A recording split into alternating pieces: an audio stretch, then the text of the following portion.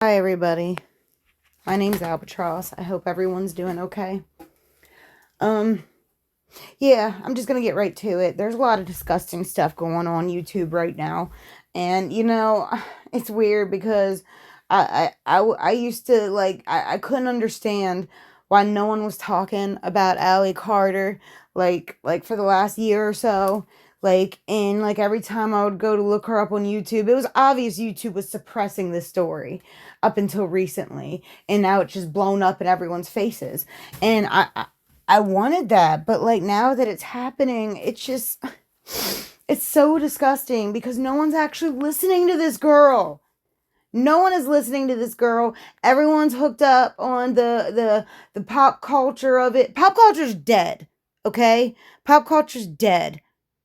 All right? It's a glorified sex trafficking propaganda is what pop culture is. And I'm sick of it. I'm so sick of it.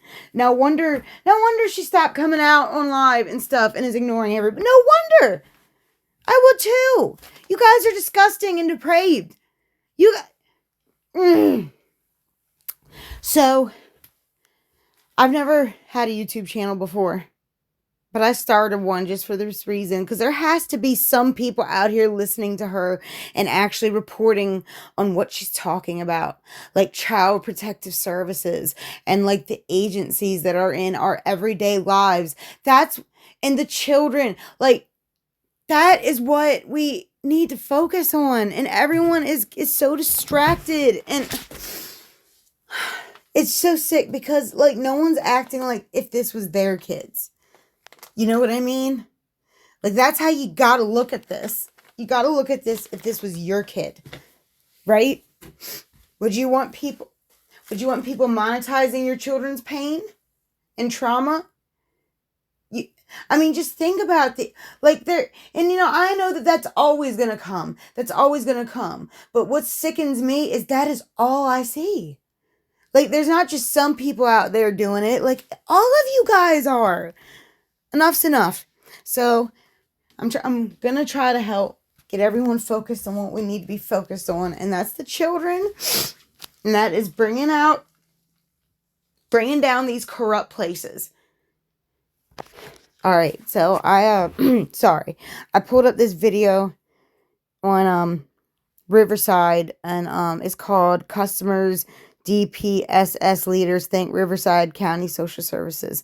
I want to play it, and then when I'm done, I'm gonna read some of the reviews on this place.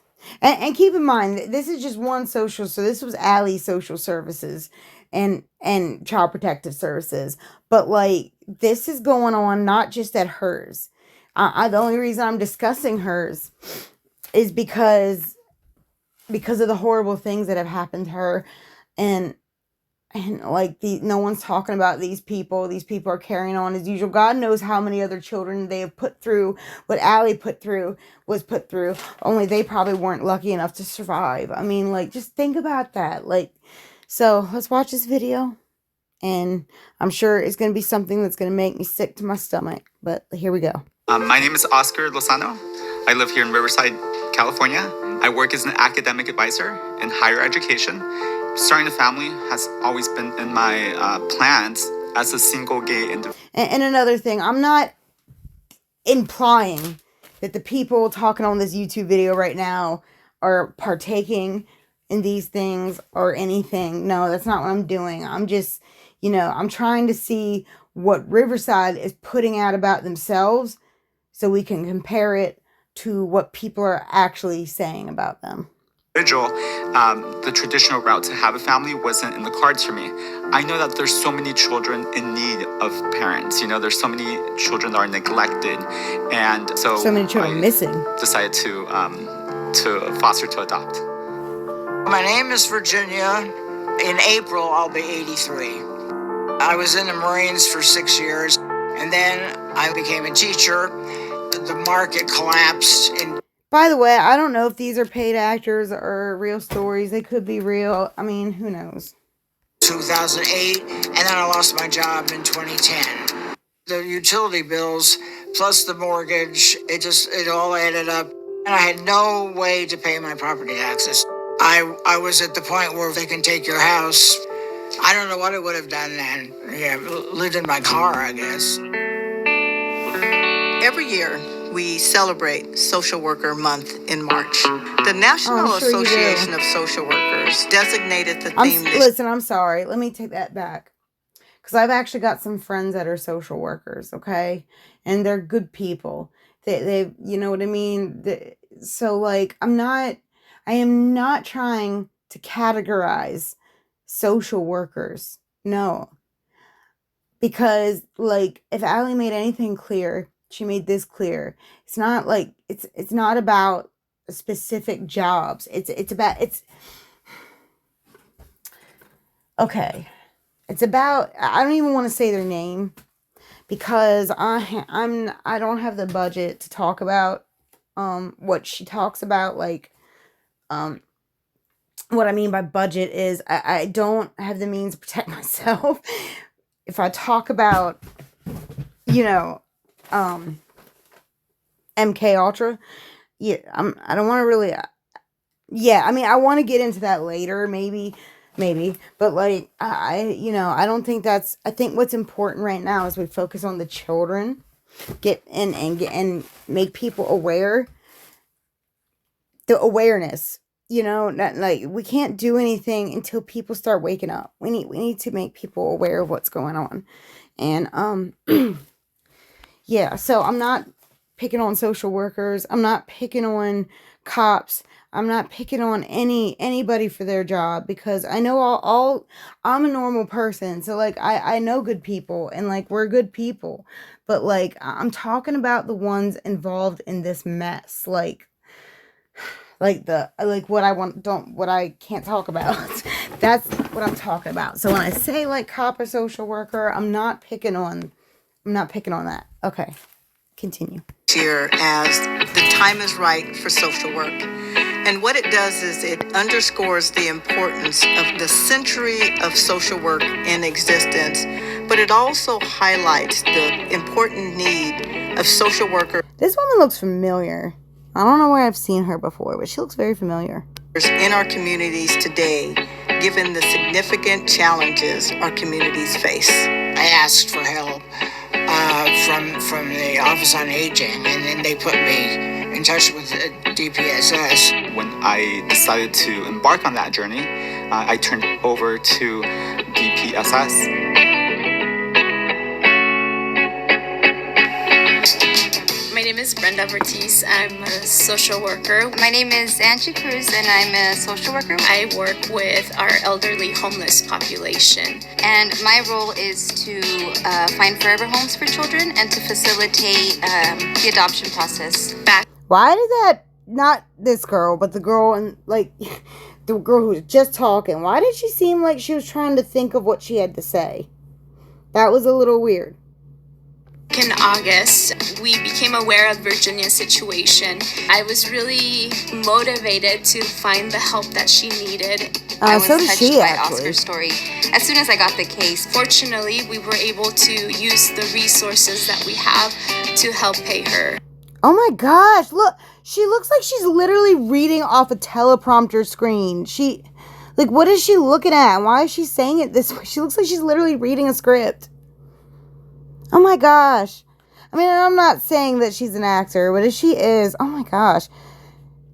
Or if she's not an actor, she's just horrible at being at real life. Okay, anyway, I'm sorry. The irony, a social worker that's socially awkward. Anyways, continue. Past due taxes. That was, it's like, like there was this great weight being lifted off my shoulders. I officially have adopted my first daughter. We finalized her adoption back in November 2021. When the adoption was finalized, it was just like this overwhelming feeling of Oh, I love hope they're good to and that girl. excitement. And I want to be the best that I can and give them the best opportunities and give them as much love. And so it's just amazing. Oh, she looks happy. Aw. Our social workers are the glue between communities, between the people we serve, and the services that we offer. They're a friend, they're listening. Uh-huh. Okay. Charity Douglas. Now, hers is a name I have seen a lot in the research of Riverside. And it looks like she stepped in right after that, like, she stepped in not long, well, I mean, like a few years ago or something, but, like, it was after all those horrible cases had come out, and, like, the other one, I can't think of her name, but the other one had stepped down, and this woman, Charity Douglas, had replaced her. But that other woman, like, didn't face any consequences whatsoever. She just, like, I mean, I don't know if she moved or not, but, like, she's like a director of, like, a museum now or something. Something like that. I'm gonna have to double check on that. But yeah, like, no consequences. They just got someone new and sent her somewhere else. Advocate. The time we spent there sitting in that chair, right? And you sharing your family albums, I often feel thankful for allowing me to come to your home and to share your story. The fact that she was... Did you hear how robotical that was? Thank you for sharing your story. And like what? People don't talk like that. I mean, I don't know. Maybe she was nervous for the No, I'm sorry. I'm not gonna gaslight myself. No, That was weird. She definitely sounded scripted. There, the human touch at that final adoption day. It was just like, you know, it really shows how much they care.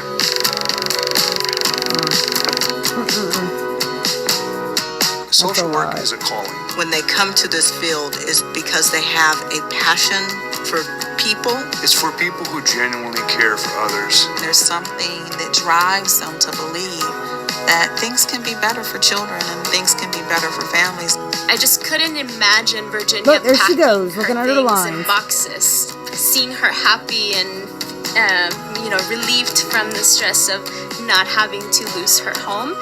To see her happy and not go through the stress of losing her home. Like, oh my gosh, guys, come on, you could have done better than that. It's one of the rewarding things from my job. I always say, From my families job. aren't just born in natural settings or in hospitals.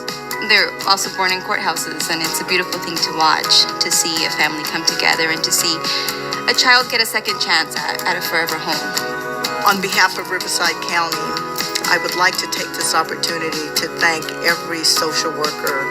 Thank you from the bottom of my heart to each and every social worker and those staff that support. You know what? I'm going to stop you all right there. No, not to each and every one. Thank you to the social workers who fight for the rights of children and families. Thank you to those social workers who have put their jobs on the line trying to protect children. Thank you so much to those social workers, because they really do need to be uplifted, and we need to remember the good ones. Like, you know, when we're sitting here talking about the bad ones, we need to remember the good ones, and remember that not only are they, like, the good social workers, like, good and trying to fight for children, but they're in like a bullpen of like wolves, like a wolf pen, like, and they're trying to protect children. Like, I mean, and I've seen like videos of like CPS workers, like, you know, stepping down just because they couldn't handle the way the system was treating the children. So, you know, I don't believe it's all the, you know what I mean? It's systemic. I'm just focusing on what Riverside wants to say about themselves. And I just think it's very interesting that, like, they're not all the like, they're not saying how they're going to improve. Like, they're just, like, basically not even admitting that there's anything wrong. Like, I don't know. It's just a lot. It's a lot. And I'm going to have to make multiple videos about it, apparently. But because it's a lot. It's a lot. These people are something else. Woo! Support social work. My life has certainly been enriched by knowing social workers. Without them, I think without people like Angie, I wouldn't necessarily have the opportunity to have children. They've made a big difference, a very impactful difference in my life. You know, they've helped me have a family.